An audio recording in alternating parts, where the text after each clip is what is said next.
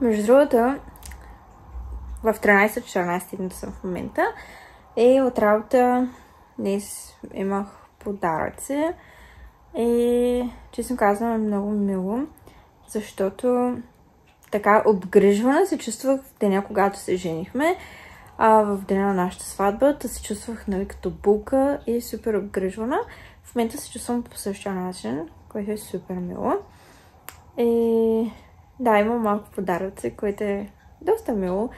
И много хубави пожелания и картичка с пожелания. А също много хора казват, нали, че основните моменти в живота, когато се отсяват хора, освен, нали, през цялото време, когато се отсяват хора, ключовите моменти са около сватбата и около децата. Мисля, че това е доста правилно, защото, нали, има хора, които... Нали, още съм в началото, нали, обаче някои хора, нали, даже не те питат как се, що се... просто се лечи. Аз продължавам съм с нискокръвно. Мислех си, че нещо за хърта ми дошла нагоре или надолу, не бях сигурна, но се чувствах добре. И говорих с един доктор на работа и той ми каза, че от кръвното. Да, и го измерихме, беше нисичко. Викам да ме ядоса преди да си тръгна да ни припадна някъде. В Джон Луис сме в момента и гледаме колички. Прямо впечатление, че масло са сиви и черни. Това вземам за работа, за снакване, като в чантата ми има една ябълка и още нищо трябва да има. И може лимони, просто за всеки случай. Това ми е обяда.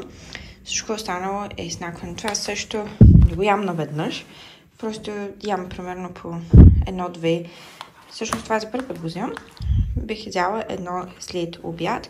И това всичко останало за снакване, защото съм много гладна през цялото време. Здравейте! Днес се чуваме до мама си папа. Там ще разглеждаме за количка основно, но и някои други неща. Също искам да се взема такава възглавница за бременни, където се слагате отстрани и да може да ви поддържа докато спите. Тук ще говорих с моя много добра приятелка. Тя каза, че това нещо е много яко и силно препоръчва да се взема, така че да, значи имаме още едно мнение. Аз по принцип бях с мнение, че това е излишно, но наскоро четох, че бременните, особено на различни места пише различно нещо. След 16 седмица, след 20, след 25 пише на някои места, но пише, че не трябва да лежат по гръб, защото когато лежат по гръб, се спира кислорода, който отива към бебето и бебето може да не получава кислород, съответно просто да спре да се развива. Да, в момента съм готова, нищо не ме става от моите дрехи вече и съм в 16-та седмица. Така изглеждам. По принцип този панталон е толкова разтегателен. Той мисля, че ще ме изкара до 9-я месец. Този от Shein. Има си и такава тениска, потник и реално е такъв за бременни. Може още да се отпуска. Аз супер много съм го стегнала и въпреки това ми е много широк. Та по принцип тези дрехи, специално новите, които съм си взела, ми правят много широко, но няма среден вариант, не можах да намеря. И така че ще мога да си ги нося по-дълго време, пък и времето е все още студено тук. Та, 16 седмица, друга седмица влизам в 5-я месец и общо взето така. Нямам много апетит, тази седмица ме боли корема доста, казаха, че е нормално, гледаха бебето на скан, така че всичко е наред. Единствено, нали, имам такава болка, която казаха, че е нормално. В смисъл, може просто да се разширява, може да каквото и да е.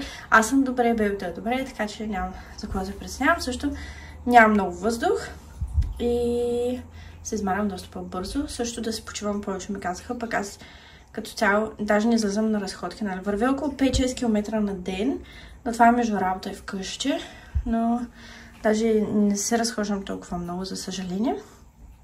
Това е апдейта за сега. Значи, отвън на шопинг център има такава реклама на мама си папас.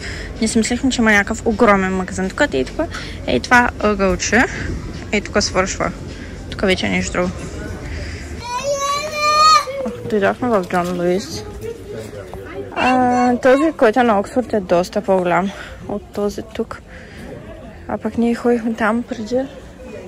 И тук не мисля, че ще има нещо по-различно, нещо по-интересно. Взех си един мъфин. Те са на Lola's Cupcakes. Много са яки. Така, по-късно същия ден. Болна съм.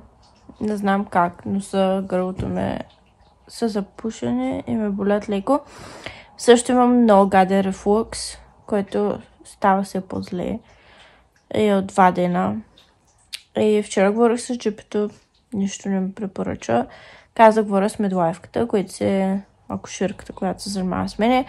Тя не ми отговори. Звъннах на триажа в болница, защото когато си 16 плюс седмица, може да се обадиш директно на триаж. Оттам ми се обади медлайфка и каза, че джипито трябва да ми назначи днеска и събота. Аз до понеделник трябва да стоя с този рефлукс. Нали, той може да мине, но ми е доста гадно в момента. Или да отида до аптеката. Фармацевтът ми предпочне нещо. Влади тук ще отида до аптеката. И те не могат нищо да ми дадат, защото трябва да е изписано от midwife. Или от джипи, или от някой, който ме е прегледал. Новата придобивка от Amazon. Понеже вчера никъде нямаше.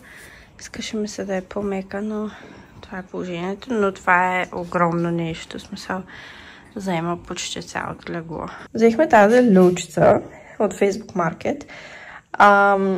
Беше 10-15 паунда. И се оказа, като аз мисля, че това е само това, нали? И няма нещо, кой знае какво. Да се оказа, и пее ми беше идеята, че само това и пее, което не е зле. Гледам, че на Mamas and Papas, което е хубава марка, също така се оказа, че това не е само пее, ами се клати, вибрира на няколко различни степени, което се е направило голяма фертичка. Дойдоха и другите неща, които съм поръчала. Това е алпака. 80 см голяма, бейби алпака. И това е такова постелка, която се слага на земята, бебето да се играе върху нея. Реално, идеята ми е върху такава постелка да сложим джим, бейби джим, за да не е студено, защото сега, примерно, тук на тази част няма килим, горе, примерно, няма паркет. И котката тук, той до сега разглеждаше мама и бебе алпака. Малко е рано за памперси, но имаш намаление в мокасина. И точно от страната гледах какви памперси се взимат. И видях, че се взимат размер 1, който е за новородени. Той би трябвало да е най-малкият размер. И тези са 50 памперси. Бях намалени на 6 паунда. И решихме просто да вземем 2 пакета. За сега няма да вземем повече. 100 памперса.